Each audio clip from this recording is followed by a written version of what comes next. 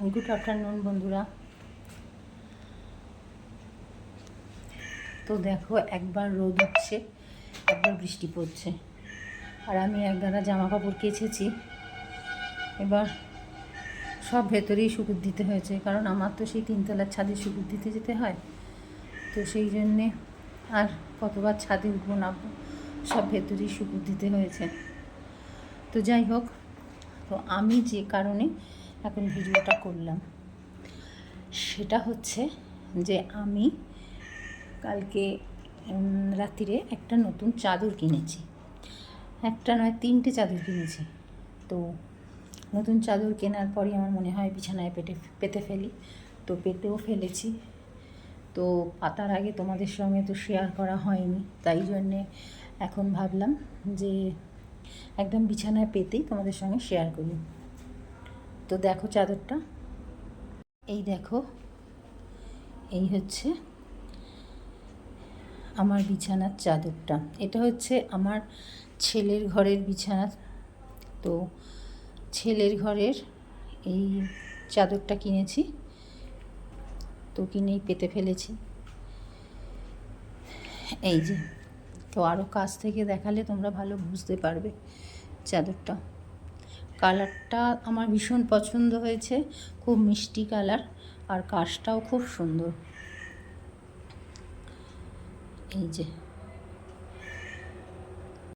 তো এটা আমার ছেলের ঘরের বিছানার চাদরটা কিনেছি, আর আমাদের ঘরের বিছানার চাদরটা কিনিনি। অনেকগুলোই নতুন রয়েছে কেনা, তো সেই জন্য আর কিনিনি। আর নিচের ঘরের একটা কিনেছি। তার আগে চলো আমার ননদের ঘরের জন্য একটা কিনেছি, সেই ননদের ঘরের চাদরটা দেখাই। এই দেখো, এইটা হচ্ছে আমার ননদের ঘরের বিছানার চাদর, এইটা কিনেছি। তো এটা এখন আমার পাতা হয়নি, এটা এখন আমি নিচে যাব, নিচে গিয়ে চাদরটাও বিছানায় পেতে দেবো। আর চলো আমার নিচের ঘরের বিছানার চাদরটা কেমন হয়েছে তোমাদেরকে দেখাই। দেখো, এসে গেছি নিচের ঘরে। এবার আমার নিচের ঘরে বিছানার চাদরটা তোমাদের দেখাই। এই দেখো, এটা হচ্ছে আমার নিচের ঘরের বিছানার চাদর। এটা আমার একটা নিচের ঘরে একটা সিঙ্গল খাট, তবে এই খাটটাতে দুজন ভালোভাবে শুতে পারবে, একদম হাত পা ছড়িয়ে। এই যে, এটা হচ্ছে আমার নিচের ঘরের বিছানার চাদর। আর আমাদের ঘরের চাদরটা তো বললামই যে অনেকগুলো রয়েছে তোলা, তো তাই জন্যে আর কিনিনি।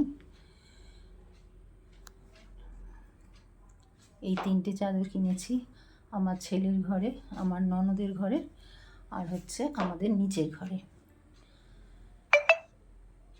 তো চাদর দুটো, মানে 3টে চাদরই কেমন হয়েছে অবশ্যই জানাবে কমেন্ট করে। তো চলো এখনকার মতন টাটা।